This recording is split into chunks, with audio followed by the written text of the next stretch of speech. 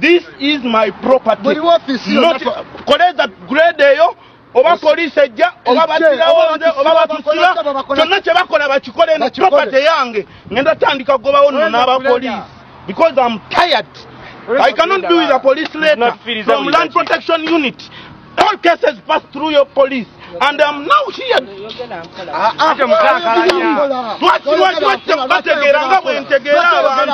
Mu mawulire agakagwawo bannayuganda bangi bakyagenda maaso n'okuwambibwa. Wuliriza, bannayuganda bangi bakyagenda maaso n'okulukusa amaziga era nga gano golekedde akalulu ke tugendamu aka 2026. Bino byonna ampuliriza bigenda maaso nga bali mu buyinza bongera kusirika busirisi na kutunula butunuzi nga abantu baffe bongera okubuzibwawo. Video nkusaba soko jimpere ekigalo nkusumulire ebigambo wa motegere mukwano gwange ampuliriza nze Eke Master kati wuliriza nga tugenda maaso ampuliriza n'akalulu ka 2026 nga Robert Kyagulanyi Center Mitembo mwamulabye yamaze okubeera nga anominatingibwa kansoke nkuzeeko wano katono nnyo mu mawulire agakafuluma agakagwawo waliwo abamu ku bantu ba NRM abakwatiddwa lubona nga boolaba wano nga bali mu kugaba ssente era nga abantu bano babasimbisiza line. Bannange nzize nkola video ez'engeri ng'eno ez'ekikanga kino ng'abantu nga bano babakwatira akapapula kamu bwe bamala obba akapapula kamu ne babagamba abantu babiri mugende kwa akapapula mugabana akapapula aka ssente ezo naye nga bano beerabidde nti ssente zino ze babagabirako essente zandibadde zaabwe essente ezibamisa emirimu essente ezibatwala ku kyeyo okugenda bakuba ekyeyo balemerwa okubeera nga beekolera mu ggwanga Uganda. Kaakati nno bye bino ampuliriza mukutu gwa AKTV Media Uganda mukutu gwa nkyukakyuka olunaku olujja ampuliriza sigambye lwankya ngambe tije bujjako mu maaso katono nnyo waliwo amawulire agali breaking gogenda okubeera nga owuli ate butereevu nnyo mukwano gwange nga gava munda mu kibiina ekya NUP. Amawulire gano olunaku olw'eggulo ababadde ku mukutu nange nga tuli live nabadde mbategeezezzaako nti waliwo ensasagge egenda okugwa mu bitundu eby'Makindye East Makindye West. Zino Makindye ziri bbiri. Wuliriza gwe abantu bangi abesimbye ku kadi ya NUP abaasaba bafune kadi ya NUP naye abatagenda kuweebwa kadi. Wuliriza nnyo empigi Ebusiro East abantu wasatu wenna akafunako mujja kunsonyiwa obulago si bulamu bulungi nnyo nyinamu kiyeguyegu naye mujja kunsaasira tulina okubeera nga tukola ejjabakama baffe mmwe mubeere nga mugiwulira. Kaakati nno amawulire agaguddewo galaga ababaka bangi mu NUP abali mu kibiina munda abali ne mu parliament bepo naabo abazze obuzze okusaba kugenda mu parliament nga gwe mulundi gwabwe ogusoose bano nga bakubisa dda ebipande ebya NUP n'ebipande ebya independent. Jukira nti bano tebana bakwera nga baweebwa kadi naye balina endulundu n'endulundu eya posters eza independent abalala balina endulundu eya posters ez'ekibiina kiri kye mutegedde kiri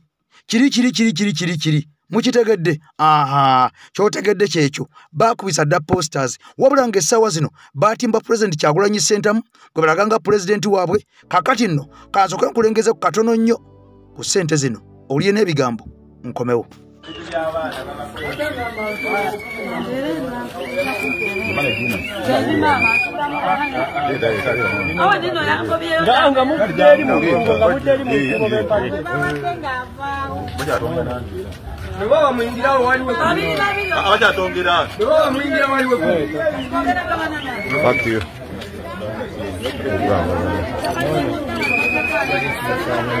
Gwe muri babiri gwe genda nawe babiri muri none gwe genda nawe genda noli mugende babiri muri babiri genda noli we mabega genda nabo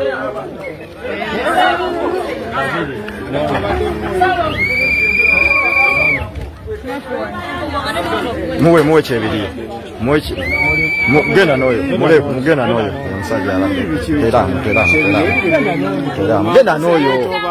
genda noyo laba lodi man gwe musajja bya Luganda gwe abantu sibyagala ebyo bya Luganda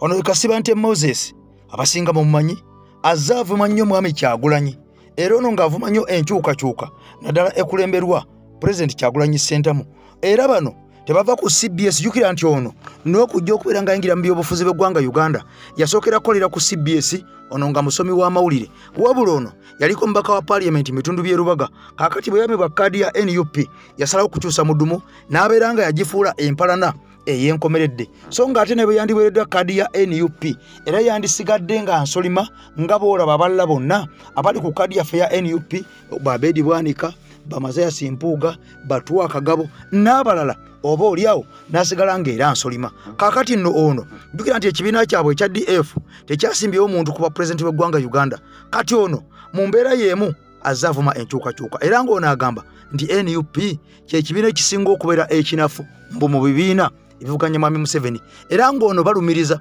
nti NUP teri ku mulamwa yava dda ku mulamwa mu bibiina ebiri ku mulamwa okuvuganya Mwami Museveni NUP yavaako dda era mbu bano bali mu kwekolera nsimbi kati bino byonna nga bigenda mu maaso era bano nga bakyeyogeza ne mukama we Empuuga oyo gwolaba ebigambo bino ampuliriza kakati omuntu y'omu avuddeyo neyetema engalike n'akakasa nti ye mbantu balaba essaawa zino be yalabyeko talina muntu gwe yalabye ayina maanyi nga Kyagulanyi ku ludda oluvuganya gavumenti okitegedde kyetuze nga tubagamba nti abasajja bano projekiti eziwedde emirimu era nga zaateekebwawo kuba nkyukakyuka mu ango yonna kati gwe omunafu ow'omutima obeere ng'obivaamu njagala oli omusajja ono eyavumanga Bobi Wine nti munafu ulira ate kati byayogera Bobi Wine bwe bamaze kumuwandiika ne speech ye yakoze nebyatuuseeko enatete crowd gye yasise ab'ekibiina kyange DF omwogezi waakyo Kasibante yeekyusiza golooza kyalabako Mpuuga wulire byayogera kino kye bayita batya Kasibante tiwaneebuuzizaako uyo Kasibante bekwata ku bisubi mukadde kano tukkiriza nti asinga amaanyi ku ludda oluvuganya Bobi Wine ffe tetulinaawo muntu gwowagira nga nti nzikiriza nti asinga amaanyi ekibiina kya Democratic Front kyafumiza resolution tekyasimbyewo eziginzigule nga bwe bansabye era basobola n'okusaba aba NUP bebaga nti bannaye mugende mu DF mwogere n'abasajja abo tukolere wamu mukadde kano tukkiriza nti asinga amaanyi ku ludda oluvuganya Bobi Wine ffe tetulinaawo muntu gwowagira nga nti nzikiriza nti asinga amaanyi ekibiina kya Democratic Front kyafumiza resolution tekyasimbyewo eziginzigule nga bwe bansabye era basobola n'okusaba aba NUP bebaga nti bannaye mugende mu DF mwogere n'abasajja abo tukolere wamu mukadde kano tukkiriza nti asinga amaanyi ku ludda oluvuganya Bobi Wine ffe tetulinaawo muntu gwowagira nga nti nzikiriza nti asinga amaanyi ekibiina kya Democratic Front kyafumiza resolution bino byonna nga bigenda mu maaso akyalina mukutu ogw'enkyukakyuka nakugambye ojja kunsaasira nyinamu kiyego naye ebigambo bino tulina okubiwuliriza tulina obigoberera tubitegeere kakati nno ebigambo byongedde okubeera nga biranda naddala eri ba RDC ba RCC aba Mwami Museveni jukira nti bano abateeka mu buli disitulikiti okubeera mbu bamukiikirira ye byalina okubeera ng'atuukiriza oba byalina okukola ku muntu wa wansi bano be babeera mu ofiisi eyo ey'obwa pulezidenti be babikola kati mpuliriza bulungi abamu ku abo ababa obwa RCC oba bwa RDC oba omuntu president representative mu kitundu gw'abasindise kati bangi mbw abasindikibwa ku bwa RCC oba RDC bamenyi b'amateeka uliriza kigamba nti omusajja ono gwolaba yali mubbi nga Bisa Mmundu uliriza mubbi nga Bisa Mmundu wenjogerera nga y'omu ku ba RDC yasooka kubeera deputy RCC oba RDC oluvannyuma n'afuuka omujjuvu naye mbu ono eyenyigirako ne mu misango kitwandiise amudirobale era ng'ono afuna abasirikale uliriza gwe emboozi aba LDU n'abakwata kirindi n'abatwala ku nguudo ne bavuga ne bagenda mu kitundu gye babalaze ne bayingirira abantu amasasi ne ganyooka n'olya nti ababbi bamenye edduuka bwe ne bakulita ne ssente bwe ziti ng'omukulu ono yakiri emabega. RCC Mwami Museveni yamulonda mu mbeera y'emu era mbu ono yavaayo gye buvuddeko n'akola omusango ogwa reepu okukwata tukiyite kabasanya n'akabasanya omuwala kifuba ddembe ojja kumpa sikuwa kifuba ddembe nga RCC omulamba ye yeeganzika ye yeekakaatika ye yeesolossa okulya ebisooboozo oba okujjula bitamuweereddwa. Ampuliriza kati bano bonna abantu babeera eyo nga bakolera Mwami Museveni ne bamujajjatta ne bamususutta naye ng'amazima amatuufu bazzi ba misango. Njagala owuliriza ebigambo bino. Wulira ebigambo bino. Deputy RDC Robert Kambugu Ssennyonga omu ku baawulikika ennyo mu mivuyo gy'akalulu k'e Kawempe bumujjukira. Emmandwa Bwanika etendye Justin Nameere ow'Enyalemu atandise okuyiwawo ebyama ne Kasolo tamutalizza. Nabagambako wano nti opposition enkadde nga President Kyagulanyi tannajja abasinga omulimo gwabwe gwali gwa kusportinga abaana bali solid ku nkyukakyuka ne babawaayo ne babakwata. Ekyo Nameera akikakasizza mu vidiyo gye ŋŋenda obbazannyira n'atugamba nti Kambugu ye yasipotinganga abaana abo ne bakwatibwa. Takomye okwo atugambye Kambugu akwata abawala n'ayongerako n'atugamba Kambugu yeenyigira mu bubbi oba obunyaguluzi nga bakozesa emmundu mu bufunze amudirobale. Wuliriza vidiyo. Kambugu bamulese yali mobist munuupu atunze banne enzija yemwe n'alemu yamala kutunda banne bambi obwana ne babukwata wano mu kibuga babadde babuyoola buli lunaku nga bayoola abaana b'abantu gundi bayoola abaana e Masaka naffe ne twesikamu naye nga yabatunda. Afunye omulimu kye yasookera ddala okukola okubanga eyeekulisa obwala disikukwata mwana wa Masaki. Binjogera biri ku record. By the way, Sarah Kiyimba by then. Sarah Kiyimba ye yali full RDC nga Kambugu deputy we. Sarah yakiteekamu nnyo amaanyi kuba yali yakola n'omusango omulala ogwamudiroba. Yagenda n'abbayo aba LDU abakuuma abaali bakuuma ofisi ya RDC ofisi ya Sarah. Sarah yali I think in Nigeria on a work travel trip on a work trip. Ono n'abbawo aba LDU n'abatwalayo ekyotera. Ne bakola mudiroba. Bali bamugobye ekisold record ebintu by'embagamba bannayuganda biri ku record mu ofisi ya president. Era bali bamugobye. Yagenda mu nnyindo n'arapinga emasuusi akaana ne kakaawa ekamugamba sebo nze najja kukola masaadi seetunda muwala wattu n'amugamba gundi ne kamugako kajja kukola masaadi tegeetunda. N'akabalira emitwalo 5 n'agikakasukira awo n'akaleka. Omusajja wa pulaani etaba kubanga musajja mukatuliki nnyo nga musajja ate nga naye ali connected ng'asobola okwekaliza muntu kuba ye yamwekalizaamu. N'amugamba Kambugu ate kwaki olw'epinza omuwala baakakuubwa yadisa ate bwoti bw'otandisa olugendo. Ne bagenda ne bakalindiririra eyo mu mapoliisi ne bakafutyanka ne famire yaako. Kasolo n'akuba amasimu ne bamubikkirira. Bebo bwe mwagala. Nameere obudde buno ayasa ebyama bino kuba yeetegeka okujja mu kalulu. Yalowooza kigenda mugattako mu kalulu mwe tugenda so nga naye tasobola kuwona.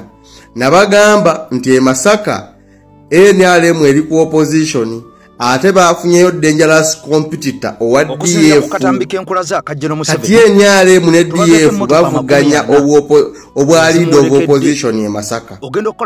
Kakati ono ebyama agenda kutwasiza bingi era mukuma amatunga magule wakati mukulowooza nti aseetinga kalulu. Era tutegeezezza nti Kasolo yakwata mukyala we n'amujja ekyotera gye yali yeesimbye ku luwedde n'amuleeta mu nnyendo mukungwe amusimbe omutali wadde amumanyi. Sooka obirabe olwaliro nti mu konvoyi ye gy'atambula naye yeeyongeddemu abantu era kuno tulabyeko ne ebbaasi etwala abantu 6 ng'ejjudde ennamba nga bonna bambadde ebigoye bya NRM. Bano bonna nga boolekedde Mwami Museveni gy'agenza okunominatingibwa. Okusinziira ku nnyina Dr. Simon Byabakama agamba nti abantu bano tebajja kukkirizibwa. Era ono agamba nti konvoyi bw'eneeba nnene ejja kubulemesa abantu okukola emirimu gyabwe n'okubulookinga layini bw'eneeba mpanvu. Tubazeeko emmotoka 40 atambudde nange kuva gye twatandikidde ku mukutu guno gwa AKTV Media Uganda nga kitegeeza tenakoledde akatambi olunaku olw'eggulo naye nkutegeeza nti mu kulonda kuno kwe tuwolekedde tugenda kulabamu obumenyi bw'amateeka bw'amaanyi nnyo obanga bungi nnyo okusinziira ku ebyo bye bataddewo n'ebyo ebimu bo bye bagenda okukola kubanga bo be bali mu buyinza. Kati abali mu buyinza amateeka gano kyangu kyakugamenya. Nkutegeeza nti tubaze emmotoka 40 ze tubazeeko sofa ezibadde ku konvoyi ba ku trek eyajja no Museveni. Kyokka nga bano bakugambye tolina kusukka taxi bbiri ezireese abantu okuwerekera yasituse na bbaasi. Kati bino byonna nga bigenda mu maaso saagala weerabire nti poliisi evudde onekakasa nti Mwami Kyagulanyi bamukkiriza okuba laale olunaku olw'enkya wabula laale ezibadde 2 bazisazizzaamu era emu eyeekatwe bagiggyeewo laale gye bamuwadde yeye Nateete nga kino kitegeeza nti bano batunuulidde senta eya interest ya Bobi Wine okusinga eri luddawa ebadde Katwe kubanga Katwe ye senta ennyo walina abantu ennyo abawansi abeetaaga ennyo information eno okusinga ku Nateete era batunuulidde nnyo Katwe ngeri strategic nnyo okusinziira ku byokwerinda byabwe. Ono poliisi evuddeyo nekakasa negala tukukkiriza okuba olukuŋŋaana naye si Katwe tukuwadde olukuŋŋaana lumu wadde wasaba enkuŋŋaana 2 ogenda dde okuba Nateete. Kitegeeza nti batya nnyo mu kibuga wano kyova olaba musindise ng'ofulumafuluma ekibuga Kampala ne bamutwala e Lubaga e Nateete. Bino byonna nga bigenda mu maaso tewaliwo kutya tewali kuwannanya kubanga kino kikkiriziddwako olunaku olwaliro. Omukyalo ono ameddwa nga Mary Matembe ono y'omu ku baaliko baminisita abajja ne Museveni. Bingi ebyakolwa nga mwali mu gavumenti y'omumunda wabula ono yavangayo n'ayogera ebiseera ebimu era ebiseera ebimu yakompromizingibwa naye nga ye we yabeererawo yalinga bwolaba General Kayindo Tafiire nti ava n'ayogera ekikyamu ekyalinga kigenda mu maaso ne wali nga kyali active mu gavumenti ya Mwami Museveni. Kakati ono era ebigenda mu maaso talutumiddwa mwana jukira nti ono yavaayo butereevu nnyo n'alangirira nti Mpagira Robert Kyagulanyi Ssentamu okufuuka pulezidenti ow'eggwanga Uganda. Miriam Matembe yali minisita wa Mwami Museveni ku bifo eby'enjawulo. Kakati nno mu mbeera y'emu ono avuddeyo n'ata akaka akalala era ng'akaka ayongedde kasindikira Kazito General Museveni ne gavumenti ye ku ebyo ebigenda mu maaso mu ggwanga Uganda. Ono agamba nti okusinziira bwe tufaanana essaawa zino ng'eggwanga Uganda ekonomi bw'enyiridde abantu bwe bali obwavu obutasoma n'obutamanya bino byonna bireeteddwa lwa Mwami Museveni okubeera nga yasalawo ensi Uganda n'agiteeka mu nsawo ye olwo buli munnayuganda n'amuggyako eddembe lye ery'okubeera nga abeera exposure ku bintu eby'enjawulo oba olyawo byeyandisobodde okubeera nga abeera exposed to. Kakati nno mukyala Miriam Matembe njagala nnyo mu bigambo bye asooka ave yalumirize ensonga eno bw'amala okulumiriza ensonga eno nange enkomewo ate nkwongereyo n'okuwa ebyo kati bano ab'ennyalemu nakugamba nti kati kye baliko e Masaka tebali mu kuvuganya wabula bajja mu kalulu bafune ssente okuva mu kibiina mu bufunze bajja ku bizinesi kuba bakkiriza nti e Masaka tebalinayo maanyi. Kakati ebyo omaze obbikakasa n'engeri gye bazunzaamu bakandidate okutuuka okuleeta omuntu mu kifo mwatabeeranga mwatalina wadde akakwate n'ennameere yennyini ayabya banne njagala mumubuuze mu Masaka amaka ge gali luddawa mumubuuze amaka ge we gali lwe mujja okumanya nti naye ali ku bizinesi kujja mu kalulu kufuna ssente akuulita agende kuba akimanyi tayinza kuwangula. Tulinze kibiina ky'NUP gwe kiwa fulaga tumanye nti ako nako kawedde. Lwakatonda n'ensi yange awangaale nnyini munnamunswa nnyini nsi nze Ssemanda.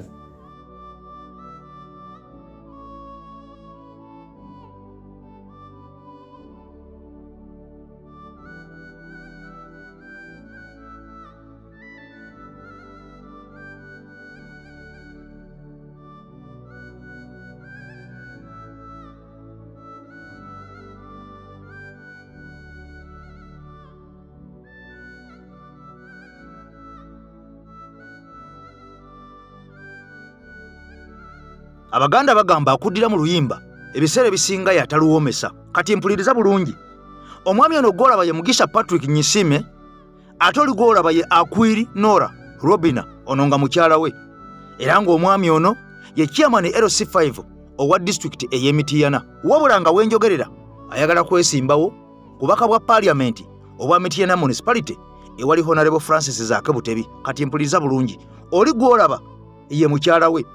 Ye mukyala we ow'empeta gwe balina n'abaana bwe basula mu buliri bwe bumu. Era oli yawagira ekibiina ekisinga okututulugunya n'okunyigiriza bannansi obwavu obufumbekedde muno mu ggwanga Uganda. Ekibiina ekyo kye kibuleese abantu ababuzibwawo, abamu abattibwa, abasibwa ne batulugunyizibwa, abatwalibwa mu makomera mu basement ne batatwalibwa mu kooti mu ssaawa 48. Omukyalo ono batambula nabo, omukyalo ono bapapeya nabo, era omukyalo ono bawagira. Kyokka ate omwami y'omu ku sayidi enyigirizibwa ey'abantu abatulugunyizibwa. Abaffe twebuuza ebyobufuzi birina kukoma wabweru, bwe mukomawo waka mutambule bulungi? Oba wali olabyeko General Museveni nga bwali ddala mukyala we asobola okuwagira NUP gwe bw'oba olaba mukyala wa General Museveni asobola okuvayo n'ayambala reedi era ng'atambula ne Robert Kyagulanyi Ssentamu ng'alwanyisa ebikolwa ebikolebwa regimu eriko. Kakati nno bano batambula bonna. Jjukira nakutegeeza gye buvuddeko. Tulinamu ensolima ezitulimu mpitirivu. Sigambye nti omwami ono nsolima njagala munkwate bulungi, sinnakyogerako nti nsolima, si gwe ntegeeza, naye tulinamu ensolima mpitirivu mu kibiina munda mwennyini ekya NUP. Kati omukyalo oli gwolaba essanyu lyalina alifuna ayambadde kyenvu. Oba bakusse, oba bakuwambye, oba bakutulugunyizza, oba tewali mirimu, oba bbula lyaki, oba waliwo okusosola mawanga, oba ogaba emirimu si ye tayagala kumanya. Tayagala kumanya era ye alaba buli kimu kitambula bulungi. Kyokka ate ono bbaawe ye alaba bikyamu. Kati baffe twebuuza ku bano bombi, omwami ono tasobola kubuulirira mukyala we n'amulaga ebikyamu ebyo bikolebwa, n'amugamba okusinziira ku ABCD, era n'omukyala tasobola kuwuliriza mwami we? Oba kino baakiteekawo buteesi nti omu abeere wa NRM omulala abeere wa NUP nga ku bombi kuliko abega munne? Byonna byebuuzo, naye abaffe banga omwami mbega abega mukyala amubegako ki? Kubanga ono talina kifo ky'amannyo ky'alina munda mu kibiina ekya NRM wadde nga y'omu kubagala ekifo. Kyokka ng'ate ye omwami ekifo akina chairman LC5 owa Mityana. Njagala nnyo ompulirize bulungi. Ebyobufuzi byandikomyewa okusinziira ku byolaba, era gwe mu comment wesangeyo oyogera ki ku nsonga eno? Olaba omusajja ono ye Patrick Nshimi Mugisha, ye ssentebe wa district y'Emityana ku kadi ya NUP kwe yayitira. Buno obudde ali mu kusaba kifo kya mwaka wa palamenti ku kadi ya NUP okukiikirira abantu ba Mityana municipality. Agala kwesimba ku Honorable Zaake Francis. Ono ye mukyala we bamwita Akwinora, yesimbyewo ku secretariat ya NRM. Ayagala kiikirira alina ekifo ekimu kyayagala ku Women's League mu NRM. Baba tulabuterevu ku seeki ya NRM kyasaba nezi mulimu bwongo bange neebuuza bano babiri waka banyumya mbozi kingo. Omusajja wa NUP mukyala we wa NRM banyumya biki? Omusajja agamba mutulugunya abantu, ndio omukyala agamba fetuli bulungi buli kimu kitambula malembe. President Museveni yasinga. Omulala agamba, omusajja agamba Patrick Nshimye nti kya Museveni ageeko tetumwagala, Museveni Kyagulanyi addeko. Kyokka eno omukyala bagamba Museveni abeerewo akalakate mpaka simanyi bano ebyobufuzi makaga bwe babitambuza enewe naye nga byebyo. Ono mukyala we basula naye mu buli bwe bumu. Sigamba nti yali mukyala we, wabula ye mukyala we nakati. Era omukyala nga yeyanjulanga Akwinora Mugisha. Kitegeera yeyanjulanga Akwinora Mugisha. Ono ye bbaawe ate bampeta siiti beeyagalako. Oli ku EKTV Media Uganda, nange Eke Master mabega w'omuzindalo, ate nabakwera nga otwegattako speed eyayiriiri kikole kya mangu nnyo. Genda osubscribinge, bw'omala okusubscribinga okonekade kati uli waka gottekayo ngono abeerenga mukwano gwange ampuliriza. Tomusuwa muganda nkakeeto ka message nkalabe ngenda kuddamu essaawa yonna, ngenda kwera nga nkuddamu mbadde nkyali kujja government egy'abantu baffe nga gikyampuuba. Kati omukyalo ono gwolaba y'omu ampuliriza kubaali bakubira campaign Mwami Museveni uliriza bulungi ayambadde kyambalo ekyaffe kye tusasulira omusolo naye nga ateeka kuyege amukuutira gavumenti. Njagala nnyo okimanye nti abantu bangi abambadde uniform abakikozesanga omukisa okunyigiriza ffe abatali mu uniform. Kati uliriza bannayuganda bangi ababadde bavuba ku nyanja ez'enjawulo era nga bano ebintu byabwe byakwatibwa nga byawambibwa omuli amaato omuli obutimba amalobo abamu nga n'okusibwa baasibwa dda baleyo makomera nga mulimu ne betwalaba abaakubwa amasasi ne batuuka okubeera nga battibwa era byonna byonna nga bikolebwa abasirikale abakuuma mbu ennyanja eyali ey'omuntu wa bulijjo neefuuka nga kati ya gavumenti okugigendako omala kusasula ssente. Kati wuliriza nga tulekedde akalulu aka 226 bano abasajja kye baakoze okumanya gwe tebakwagala. Njagala owulirize bulungi nnyo. Baddidde ne bagamba buli muntu yenna gwe bawambako eryato gwe bawambako obutimba gwe bawambako amalobo eyasibwa nga yasibwa lwa nvuba gye bayita envuba embi bo gye bayita envuba embi naye nga nibo boovuye ebyennyanja ebyo bye bayita envuba embi ne babikwata babikujjako ne babitwala tebabisuula babikwa ne babitunda bo nga bo abalwanyisa envuba embi. Kati wuliriza bano baasazeewo okusinziira ku bigenda mu maaso ne baga nti abantu abo bonna bonna abadde baasibwa abaatwalibwako amaato gaabwe abaatwalibwako obutimba abaatwalibwako amalobo bonna babibaddiza ne bateekako n'akagambo mbu gavumenti ebeewo gavumenti eragidde gavumenti kasita eragira tewali agaana kitegeeza mu ntandikwa ani yali alagira abantu bano okubeera nga bawamba ebintu bino era n'okubeera nga abantu bakubwa amasasi ku nnyanja ani alagira bulamu bungi bw'abantu abafudde ku nnyanja nga gavumenti evunaanyizibwa ku nsonga eno naye ampuliriza abantu bakubye endulu nga beerabidde nti bino byonna bigenda kubeera byakagendere ng'omukadde akogga kyekimu n'abalimi b'emmwanyi beerabidde nti zirinnyeemu kati kubanga ono ayagala kalulu wamalira kalulu bw'ati ogenda kulaba ennyanja bweddamu nebeera ng'okukusangako olya ssasi ogenda kulaba emmwanyi bwegenda okukirya ku sipiidi eyayiriiri nga n'ekiro okufuna omuntu akuwamu 3,000 gujja kubeera mukisa. Njagala osooka owuliza ebigambo bino era abantu bano tubatunuulire nnyo ebigambo bino byenkugambye bitereke for future reference bitereke Chigwalero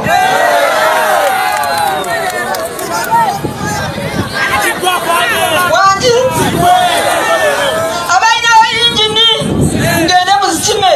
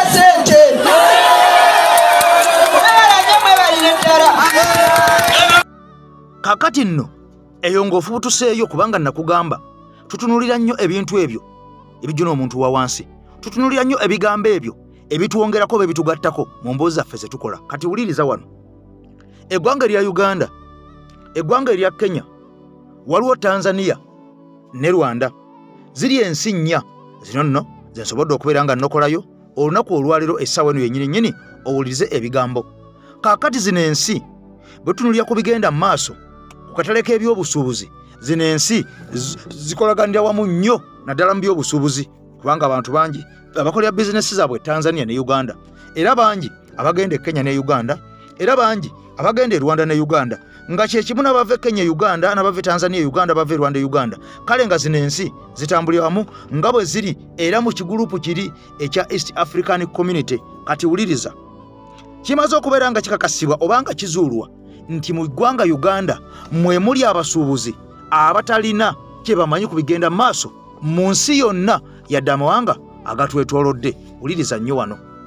Abakulira abasuubuzi mu ggwanga Uganda twabalaba nga bavuddeyo ne bavuddeko ne babuuza Mwami Museveni nti Mwami Museveni watandika ddi enkola enyigiriza omuntu wa wansi, wabula ng'ebyo byali bigambo. Kati njagala nkulaga ebikolwa. Mu ggwanga erya Rwanda bw'otunulira 40 feet eya container eyeba container ejjudde ebyamaguzi, omusolo ogugijjibwako gwe gogolabaawo. Ate mu Uganda 40 feet ey'omusolo nga omusolo gukujjibwako ku bintu by'oboolese ze zola miliyoni eziri mu 14,000. E Rwanda ziri mu miliyoni 6 ze babajjako 64. Okitegedde 64 n'obusente obugwamu. Uganda babajjako miliyoni 4. 40 feet zonna ze zimu. Uganda is a landlocked country. Uganda is a landlocked country. Ne Rwanda landlocked country. Twandyekwasiza nti Rwanda yo eina we shippingira eina seaport. Teina seaport nayo landlocked country. Nayo eri munda. Eri mabega wa Tanzania, eri mabega wa Congo, eri mabega wa Uganda, eri mabega wa Kenya. Yes, eri mabega wa Tanzania. Kitegeeza nti nayo ebintu babijjeeri ne biyita mu nsi endala okugituukako. Ewa mitwa miliyoni 6 okusasulira 40 feet 40 okusasulira 40 feet container. Kyokka ate ogenda kulaba eze Kenya, ogenda kulaba eze Tanzania, naye nga Uganda ewa obukadde 4,000 ku 40 feet emu, obukadde 4,000. Nga kino kitegeeza nti obukadde 4,000 bwowa ku container emu ng'omusolo. Bw'oba ogenze Rwanda kubisaamu olabe, obeera olina business okolako ku musolo gwokka, business gy'okolako esinga container eyo ate gy'oba oguze, kubanga bw'obalabalamu nga bw'owa miliyoni 4,000 oli awa miliyoni 6, kitegeeza gwawo 4 ojja kufuna container 5 endala 5 z'ofunamu. Ofunamu miliyoni container 5. Kitegeeza container embo gifuula omusolo, osigazawo business ya containers 4 ng'ogenze n'okolera e Rwanda, ng'ogenze n'okolera e Tanzania, ng'ogenze n'okolera e Kenya. Kitegeeza exploitation ey'Abannayuganda eri waggulu nnyo. Abantu babbibwa mu ggwanga Uganda. Kyova olaba nga abantu abamu bava e Uganda ne bagenda ne basubula e Kenya engoye ne bayita wansi ku bbaasi nga tebasobola kusalawo kugamba nti baleete container okuva eri ewala. Sooka olize muganda wange annyonnyodde ensonga eno bulungi, ampuliriza ati tukomewo. Assalamu alaikum warahmatullahi wabarakatuh. Banagana mwena abandaba era abampuliriza, mbasaba nga mbeegayirira munkolera omulimu gumu, musharinge video yange eno etuuke ku buli musuubuzi yenna mu ggwanga lya Uganda. Nkimanyi bangi mummwe abavayo ne mutugamba ffe tutya okwogera, ate ffe tutya kamera, munnange ffe tuli basuubuzi, tubeera mu bizinensi, bajja kuwamba ebintu byaffe. Kituufu mutya byonna bye mutya, naye mbeegayiridde temutya okusharinga video eno. Kale artist yo gitambuze, tambuza face yange nze nzikiriza, gitambuze etuuke kuli musuubuzi yenna gw'omanyi. Ekira ky'oba onkolera ntagingira abantu wano wammanga, kusaba ontagingire Lord Mayor Elias Lukwago ku video eno agibeereko, ntagingira Muhammad Nsereko MP Kampala Central ku video eno agibeereko, ntagingira ab'ekitongole kya Kasiita ekikulira abasuubuzi video eno kigibeereko, ontagingire ekitongole kya URA abawoza b'emisolo mu ggwanga Uganda babeere ku video eno. Baganda bange, abakugu mu misolo egisolozebwa mu East Africa, mu nsi ez'enjawulo mu East Africa, bavudde ne bakola okunoonyereza ku buli nsi omusolo gwesasuza abasuubuzi. Era nga okunoonyereza okwo bakukoledde ku product emu yokka ey'engoye, nga bageraageranya omusolo ogusolozebwa buli nsi ku 40 feet ey'engoye. Ensi omuli Uganda, Kenya, Tanzania ne Rwanda, ensi 4 nga buli mbakolaga omusolo gwekola ki gwesoloza ku 40 feet. Sente zino ngenda zikugamba mu sente za Uganda zotegeera obulungi. Tutandise n'ensi gye bayita Tanzania. Tanzania 40 feet y'engoye omusolo gwe basasula abasuubuzi b'e Tanzania basasula emiliyoni 71 mu emitwalo 16 eza Uganda. Eyo ye Tanzania, miliyoni 71 mu emitwalo 16 eza Uganda. Tuddako nsi gye bayita Kenya.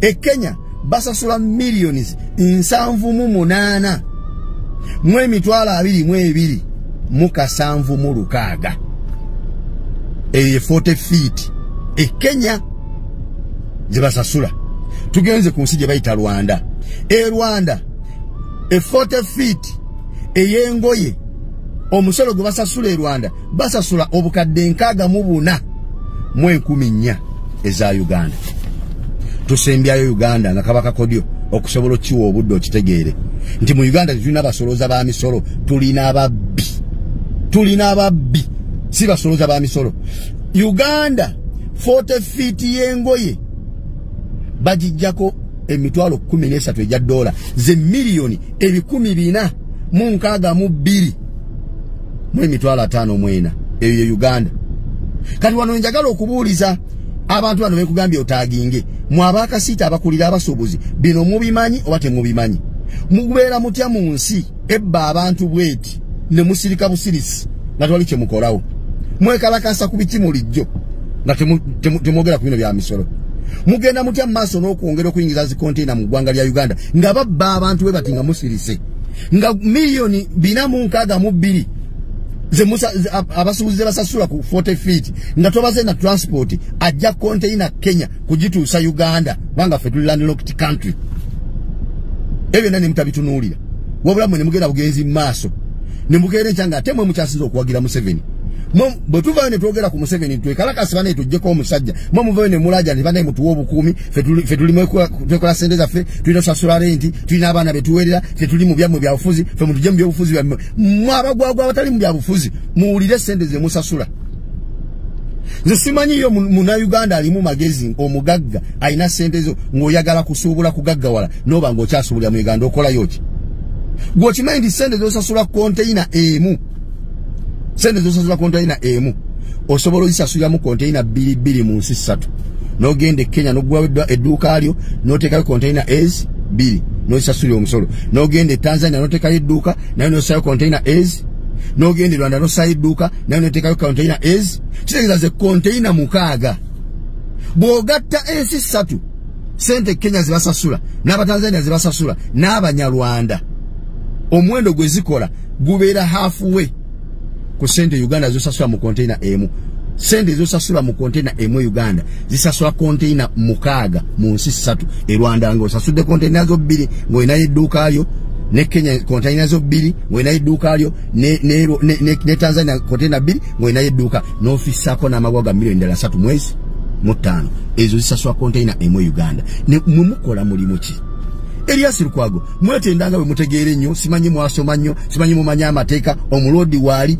kwetimba njegere mu bulago ngambwa kiche mugasa abasubuzi emyaka 15 gyokulembedde kibuga Kampala omujjudde abasubuzi abawaniridde gwanga n'ebyefuna by'eggwanga Uganda kiki kyogasa abasubuzi bino nga bigenda maaso nga buno bubbi bugenda maaso nga musirise Muhammad Nsereko biki byokikira bannakampala mu parliament ng'okimanyi ekiyimirizawo bannakampala busuubuzi naye nga babbibwa bwe bati mu busuubuzi bwe balimu ng'oli eyo ozimbya amatama kulega kudda mu kulwanagana na Bobi Wine nifo ky'okukiikirira abantu b'e Kampala n'okubateeseza ebibagasa abantu babbibwa obubbi obufaanaganako bwe buti ne musirika busirisi kasiita kiki mugasa abasuubuzi mumwe mukulembera abasuubuzi mubakulembera ku ki nga babbibwa bwe bati ne musirika busirisi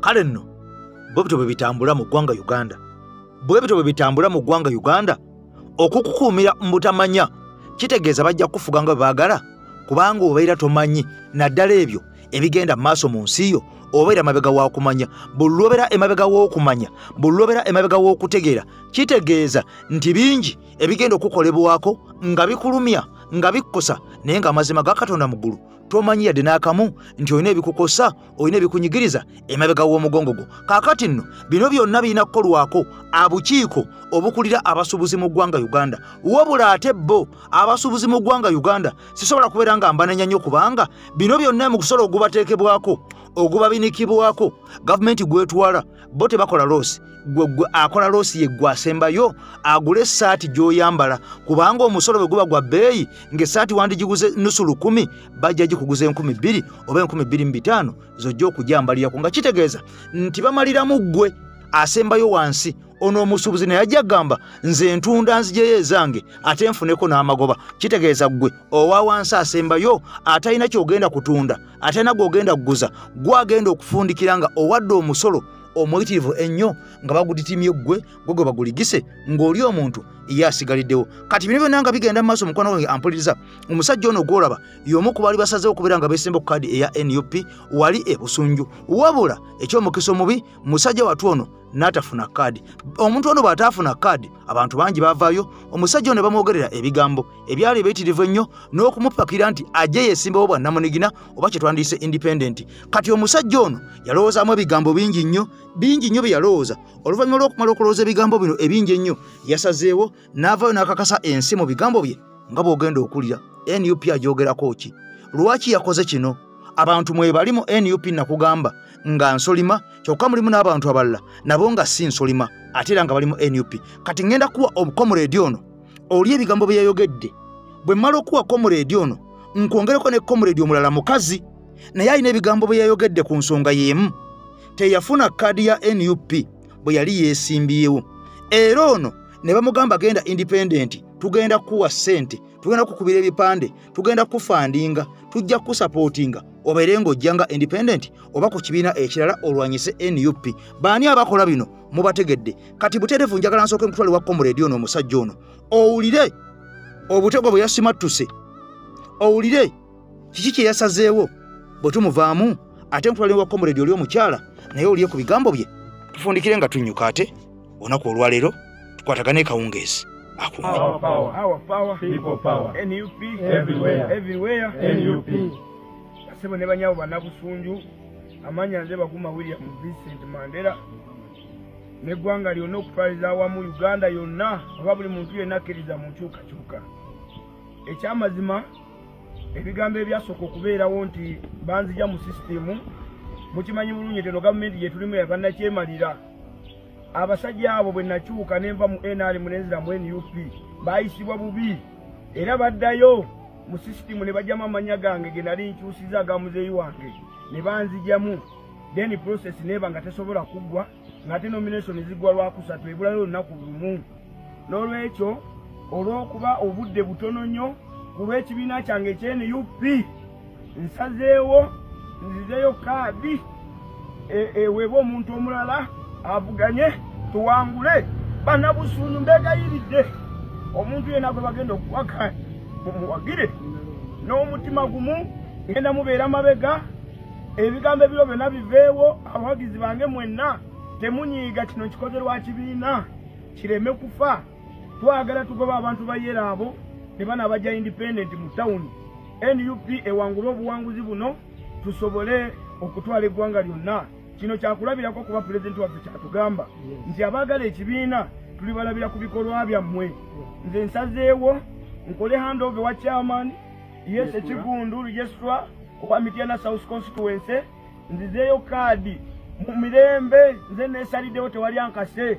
Tuno abano bo ng'ekibiina banoonya omuntu omulala agenda okutuwanguziza ekifo ekyo ekyobwa meeya Busunju Town Council. Olwa Katonda n'ensi yange Ssaabasajja Kabaka awangale. People power. NUP kunga Kyagulanyi kunga meeya Vise kunga ra cha. Amanya nze Lucy Faith Nakanwaji. Lucy Faith Nakanwaji mbadde neesimbyewo obwa independent nga nkiikirira omuguka gw'Ekireka ward. Naye olwaleero ndeese empapula ze nali neesimbyirawoko nenzikommyawo ku Electoral Commission olw'obulungi bw'ekibiina kyange. Nsazeewo nzire emabega w'oyo bwe bawa kaadi ate era n'okutambuza enjiri ya National Unity Platform. Ngambye kankomyewo empapula zino ngenza okulaba nga ekifo okubeera mu kifo si gwe mulamu omukulu. Omulamu omukulu kununula ggwanga lino nti n'oba tolina kifo kya byabufuzi ky'olimu osobola okwenyigira mu struggle okulaba nga eggwanga lino liddizibwa engulu. Waliwo bannaffe abakyali mu makomera olw'embeera y'obululu, waliwo bannaffe abaasibwa, abaafa. So ngenza okulaba nti kino kiyinza okulaga engeri ey'omululu ogw'amaanyi gwe twandiise omulugube nti ekibiina kyange kyawa omuntu kaadi. Kati atenze okujja nga independent mba sikikiririzaamu mba nkinafuyiza mba ndaze omululu ogw'ekika ekyawaggulu neŋŋamba olwaleero empapula nzikomezaawo kanzire emabega w'oyo ekibiina ekyassaamu obwesige. People power. A people power. Our power. People power. Our power. NUP. Everywhere. Everywhere. NUP.